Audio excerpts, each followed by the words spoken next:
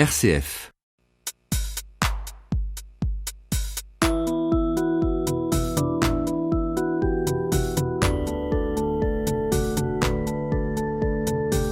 La chronique nivernaise des droits humains, la mensuelle d'Amnesty International, groupe de Nevers, numéro 172. Une émission présentée par Patrick Noyon. Chers auditeurs de RCF, bienvenue à l'écoute de la chronique nivernaise des droits humains, une émission proposée par le groupe local d'Amnesty International. Nous continuons aujourd'hui notre série d'émissions consacrée à l'eau, un enjeu universel essentiel pour le devenir de notre planète. Alors le mois dernier, nous avons fait un état des lieux du réseau hydrique de notre département, sa structure, sa répartition sur notre territoire, sa qualité, le réseau de distribution et les problèmes rencontrés. Cette émission se terminait sur une mise en perspective de la future politique de gestion de l'eau, notamment le transfert de sa gestion et de sa distribution à de grands groupes privés, au détriment d'une gestion qui avant appartenait aux communes. Aujourd'hui, en face de moi, un monsieur, un look à la Don Quichotte, cheveux longs, longue barbe. Aujourd'hui, nous allons donner la parole à une personne qui essaye, avec une énergie farouche, de défendre une autre conception de la gestion du territoire rural et de l'eau. Il se bat peut-être lui aussi contre des moulins à vent. Bonjour Lucien Tassera. Comment vous définiriez-vous ? Comme quelqu'un qui veut vivre encore longtemps, qui pour ce faire a besoin d'un habitat. Et que le propre d'un habitat, c'est de nourrir son habitant. Et en cela, on n'est pas bien différent de tout ce qui vit, que ce soit plante, que ce soit faune, flore. Pour vivre, il faut, entre autres, de l'eau et de la nourriture. Voilà, c'est ce qui caractérise d'ailleurs la localisation, on veut dire, des habitats humains au début, on va dire. Il n'y a pas une grande ville qui ne soit pas traversée par un fleuve. Voilà. Alors, vous habitez la commune de Chaupry, qui se situe près de Nolay, qui lui-même est près de Prémery. Il n'y a pas Nolay dans la Côte d'Or, mais bien Nolay dans la Nièvre. Alors, Chaupry, combien d'habitants et ça ressemble à quoi, Chaupry ? Je rectifie une petite chose, c'est que Chaupry est un hameau de la commune de Nolay qui comporte 14 hameaux. D'accord. Et donc, la population de Chaupry, c'est 20 personnes en sédentaire, on va dire. Et puis, quelques maisons secondaires, qui commence à faire beaucoup, parce que ça double la population. Donc voilà, c'est une vingtaine de personnes qui, pour l'essentiel... Allez, je suis le plus jeune. Ouais. Pour l'essentiel, quoi. Et ce qui a comme conséquence, bien sûr, de donner à Chaupry l'allure d'un petit village où on ne voit pas grand monde dehors. Comme on va parler de l'eau à Chaupry, dans la précédente émission, on avait abordé le concept du bassin versant. Et vous me disiez que Chaupry est sur un bassin versant. Est-ce que vous pourriez préciser un peu cette notion ? Alors, Chaupry est traversé par un cours d'eau qui s'appelle le Courtois, qui va se jeter dans une petite rivière qui traverse tout Nolay, qui s'appelle la Renèvre, qui est un affluent de la Nièvre. Donc, en fait, on est dans le bassin de la Nièvre et dans le sous-bassin de la Renèvre, Alors, qu'est-ce qu'un sous-bassin, en fait ? Il s'agit des écoulements d'eau qui vont tous, à un moment, se retrouver sur une ligne, qui forment donc ces fameux cours d'eau, Dedans, donc, ce sont tous les affluents, on va dire, de la rivière, là, en l'occurrence, la Renèvre.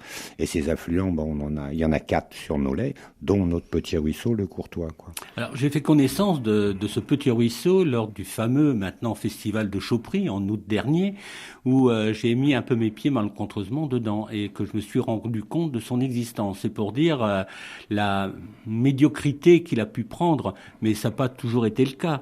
Il a eu une importance indéniable sur la vie du village. Tout à fait. D'ailleurs, il y a plusieurs éléments, des traces de ces usages antérieurs, à savoir que rien que sur le Courtois, qui doit faire on va lui dire qu'il a peut-être 3 km d'existence, de longueur, et il y a 3 lavoirs.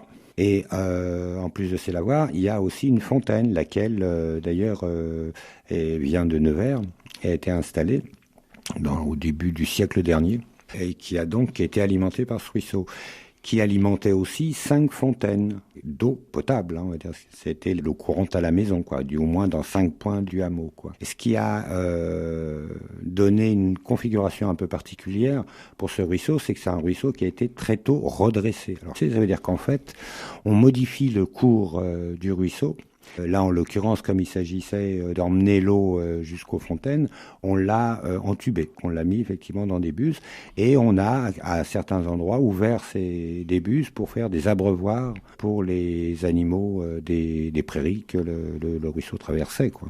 Voilà, ça c'est le préexistant. Voilà, le passé de l'histoire. Ceci dit, voilà, après, dans les années 80, quand, même un peu avant, quand l'eau était amenée là, carrément dans les maisons, l'adduction de l'eau, on a supprimé les canalisations, quoi, de ce ruisseau, et on a été donc alimenté par un autre captage, quoi.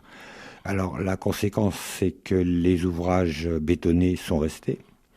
Mais à cela, des modifications aussi dans les techniques agricoles, où il y a eu une augmentation, on va dire, du nombre d'animaux élevés à l'hectare, et aussi beaucoup la mécanisation.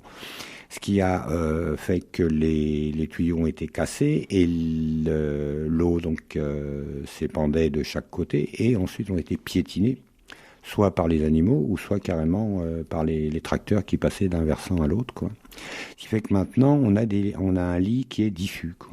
Voilà, le ruisseau s'est petit à petit dégradé, le lit un peu s'est comblé, également. Tout à fait. Ouais. Et tout ça a réduit considérablement le débit et le ruisseau n'a plus son utilité.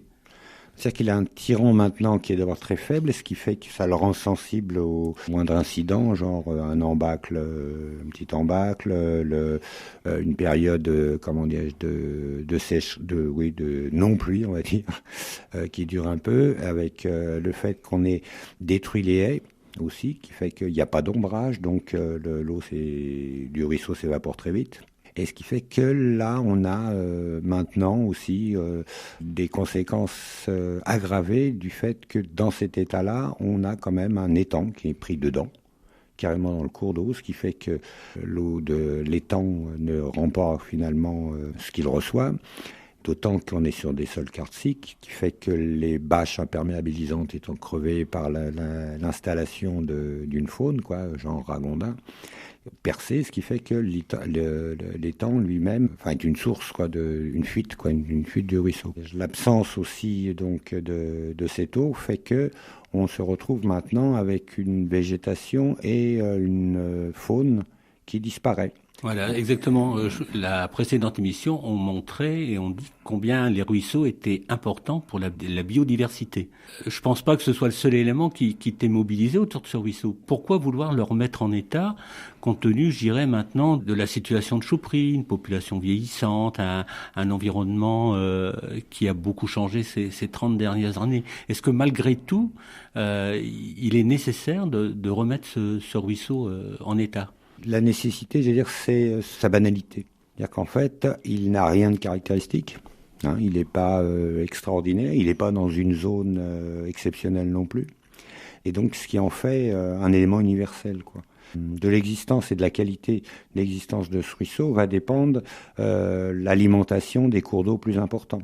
Et quand même, on n'est pas sans savoir que si le niveau des océans monte, celui d'eau douce, par contre, baisse. Et même en Europe, on parle d'un déficit, voire même d'une pénurie d'ici à 2030 pour l'accès à l'eau potable, quoi. Donc là, c'est un des enjeux de la qualité des ruisseaux, quoi. On rejoint le vieil adage, les petits ruisseaux font les grandes rivières, quelque part. C'est-à-dire un peu ça. L'histoire de l'eau commence là, quelque part. Voilà, et je pousserais même l'image jusqu'à dire que ces petits ruisseaux structurent en fait l'essentiel de notre réserve en eau, quoi. Pour prendre l'exemple du Courtois, c'est une résurgence de nappes. Et le fait que les lits soient colmatés, ça ne veut pas dire que le lit est devenu une sorte de bouchon. Il est au contraire devenu une espèce de passoire, quoi, qui fait que tous les éléments pouvant polluer vont directement là, dans la nappe ils ne sont pas poussés et les éléments qui fermentent, quoi, sur ces lits-là, eux, ils vont finir par directement aller dans la nappe. Ils ne seront pas poussés par le courant, quoi. Donc ça, c'est aussi un des aspects, quoi, qui font que Puis bon, faut bien regarder aussi, c'est que un ruisseau marron, parce qu'il n'y a plus que le fond du lit. C'est quand même moins joli qu'un ruisseau qui court et qui fait du bruit. Techniquement, est-ce que c'est possible de redonner, je dirais, sa vie à ce ruisseau? Parce que sur votre propriété ou sur la commune de Chauprix, il y a qu'une partie du ruisseau qui passe. Et techniquement, comment lui redonner une partie de sa vie, de son utilité? Le ruisseau, lui, il est entièrement. Il traverse tout le lieu-dit, mais il reste dans la commune, quoi. Donc ça veut dire qu'effectivement, les premiers intéressés sont effectivement les habitants. Alors maintenant, comment techniquement ils peuvent le faire? La réponse, techniquement, c'est tout à fait possible. Il suffirait de remettre des rives, il suffirait d'enlever les embâcles, il suffirait d'enlever les constructions qui barrent, il suffirait de barrer aussi l'accès aux tracteurs et aux animaux sur les rives, donc installer des abreuvoirs, etc. Mais ceci dit, ça a un coût. Un coût en énergie humaine et un coût financier, quoi. Bien. Et là, effectivement, la réponse, elle n'est pas évidente. D'accord. Alors là, on va laisser un petit peu de suspense et faire une petite pause musicale et on abordera la réaction des responsables quand vous avez voulu les contacter. Mais d'abord, écoutons une chanson d'amour, bien sûr, car l'amour, c'est comme les droits humains, c'est une valeur universelle. Qu'est-ce qu'elle dit, cette chanson? Elle dit que quand la nature est à son meilleur, elle est dans sa saison verte. Il en est de même pour notre amour. Nous avons fait des erreurs, qu'est devenu le temps où notre monde était vert. Le retrouverons-nous un jour? All the World is Green, une magnifique chanson de Tom Waits, tirée de son album Blood Money, sorti en 2002. All the World is Green, avec la voix envoûtante de Tom Waits. I fell into the ocean. You became my wife. Rested all against the sea to have a better life. Marie, you are the wild blue sky. Men do foolish things.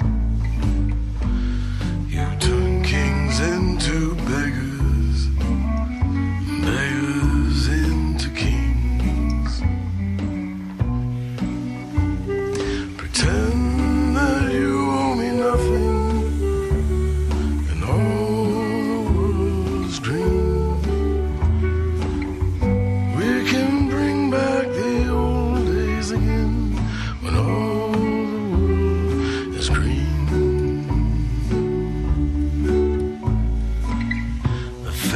forgives the mirror,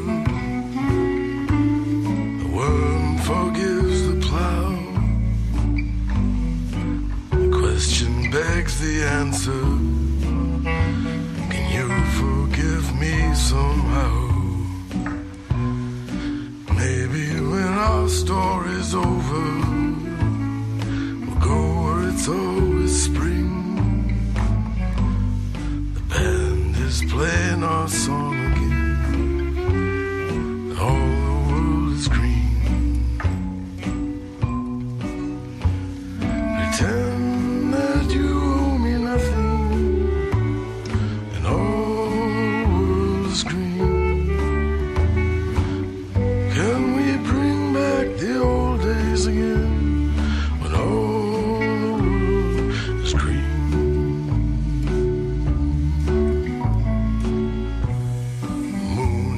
Yellow silver, all the things that summer brings. It's a love you'd kill for, and all the world is green. He's balancing a diamond on a blade of grass. The dew will settle on our graves when all the world is green. Pretend that you owe me nothing, and all the world is green. We can bring back the old days again, when all the world is green. Chers auditeurs, vous êtes à l'écoute de RCF dans l'émission La Chronique Nivernaise des droits humains. Nous poursuivons cette émission avec notre invité Lucien. Lucien, tout va bien? On peut continuer? Ça roule, ça coule. Parfait. Alors on va aborder un sujet plus délicat, puisqu'on avait terminé cette première partie en disant maintenant on va voir comment les responsables ont prêté une oreille attentive et sorti leurs gros billets pour payer la rénovation du ruisseau. Alors raconte-nous un peu ton parcours du combattant qu'on pourrait rapprocher un petit peu du combat de Don Quichotte face au moulin. La première démarche que j'ai eue, c'est celle auprès des habitants, notamment pour essayer de solliciter les riverains de ce cours d'eau et les habitants qui étaient un petit peu plus en amont, quoi. Ça a été l'objet d'ailleurs du deuxième festival qu'on a appelé l'Aude à l'eau de Chauprix, quoi. Ça, c'était la première démarche. La deuxième démarche, on l'a faite auprès du maire qui a formulé 2 objections pour justifier le fait qu'il n'intervienne pas. La première, c'est que le cours d'eau était enserré dans des propriétés privées, donc il ne pouvait pas rentrer dans les propriétés privées, sachant que effectivement le droit de la propriété s'applique aussi bien aux rives qu'au fond, et que le ruisseau n'étant pas une voie navigable, difficile de rester à marcher sur l'eau, quoi. C'est un peu compliqué. Ça, c'était le premier argument, c'était l'argument essentiel même, on va dire. Et la deuxième, intervention qu'on a voulu faire, c'était celle de solliciter l'ONEMA à la fois pour conseil et aussi voire pour intervention, quoi. Est-ce que tu pourrais nous préciser ce qu'est l'ONEMA ? Alors, de mémoire, c'est l'Office national de l'eau et des milieux aquatiques. Voilà, ça y est. J'ai toujours un peu de mal. Toujours un peu de mal. Alors donc, c'est un organisme public qui siège d'ailleurs à la préfecture, je crois bien, dans les services de la préfecture. Mais là, apparemment, ils n'ont pas dû avoir mon courrier, parce qu'on n'a pas de réponse, quoi. Or, il faut savoir quand même que la fonction de l'ONEMA est à la fois une fonction de conseil, donc qui pourrait aider donc les propriétaires riverains que la municipalité, mais là aussi un rôle de police. Donc elle pourrait aussi là aussi soutenir la municipalité en cas de récalcitrance de riverains, quoi.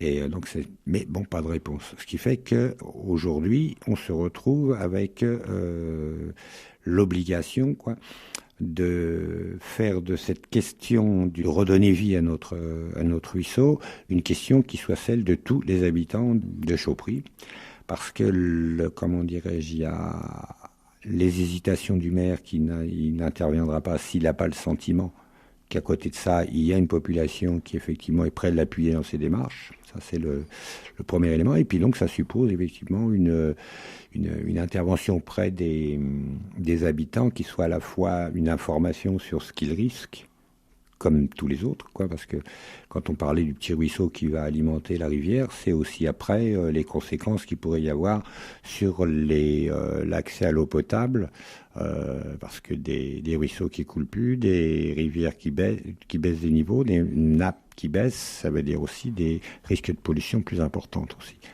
Alors, est-ce que le nouveau redécoupage territorial, le regroupement de communes, va dans le sens de ton projet ? Ou au contraire, est-ce que tu penses plutôt que c'est un frein à ce genre d'initiative très locale ? C'est un éloignement des centres de décision, donc ça va pas nous aider. Parce qu'effectivement, lorsqu'un budget est, géré par des décideurs qui sont à proximité, on peut discuter, on est d'accord, on n'est pas d'accord, mais enfin, tandis que là, les budgets vont s'éloigner, quoi, puisque là, maintenant, on est regroupé dans une espèce d'intercommunalité qui s'appelle les Amognes Cœur de Nivernais, où il y a, je crois, de mémoire, plus de 40 communes, quoi. Et que la commune et les communes de moins de 400 habitants vont avoir un petit représentant dans ce conseil, quoi. Donc avec assez peu de pouvoir, et pourtant il y aura des transferts de compétences, quoi. Et ce qu'on craint, c'est que dans ces transferts de compétences, la question de l'eau, alors surtout si dans la hiérarchie, on sait quand même que c'est d'abord l'eau potable, ensuite la qualité du milieu, et ensuite ce qu'ils appellent les eaux économiques. L'eau potable, je veux dire, c'était une prérogative du conseil municipal, parce que c'est une régie municipale, mais si les regroupements d'intercommunaux en décident autrement, là on se retrouvera donc un petit peu en faiblesse, quoi. Et pareil pour le troisième élément, c'est-à-dire cette fameuse eau économique qui fait que l'eau économique, ce qu'ils appellent l'eau économique, c'est l'eau qui sert à faire de l'énergie. Bon, en l'occurrence, on n'est pas concerné, mais c'est aussi l'eau qui sert aux agriculteurs. D'ailleurs, c'est à ce niveau-là qu'on est le plus concerné. Mais ça, c'est pareil, c'est une dimension c'est une fonction qui va encore échapper à la mairie. Ça se discute en termes de volume, quoi. C'est-à-dire que les gros volumes, voilà, les gros volumes humains, mais aussi des gros volumes en termes de distribution qui sont privilégiés, quoi. Ouais, c'est tout à fait ça. C'est sûr que concernant 20 habitants, du moins dans l'impact immédiat, parce que là c'est plus grand que ça.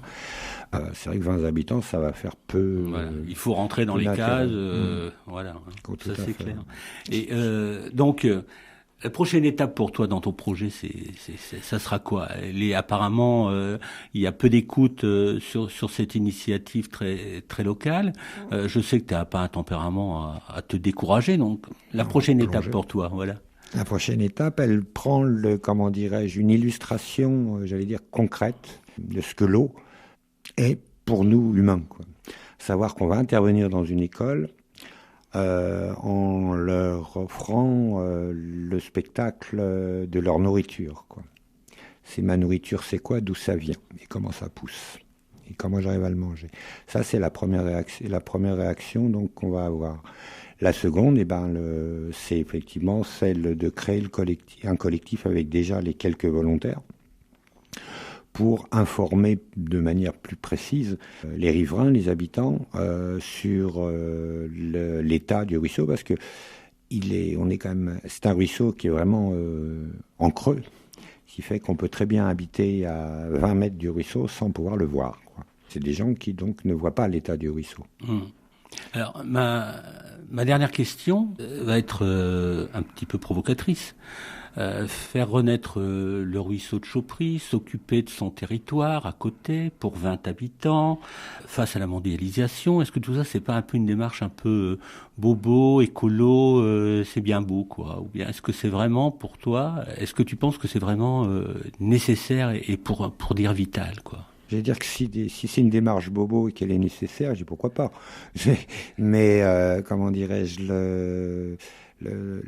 là, ce qui se pose vraiment comme question, c'est le droit qu'ont les humains à l'accès à l'eau, quoi.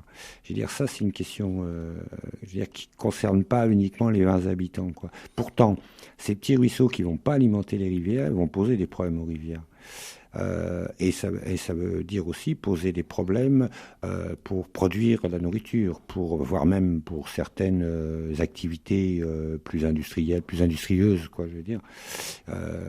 Et que donc en cela, je veux dire, montrer que l'anodin, le banal, c'est aussi ce qui construit le général, l'universel, quoi. Je veux dire qu'il y a nos petits ruisseaux, bah oui, c'est l'eau sur la terre aussi. On n'est pas allé sur Mars, mais il n'y a pas d'eau.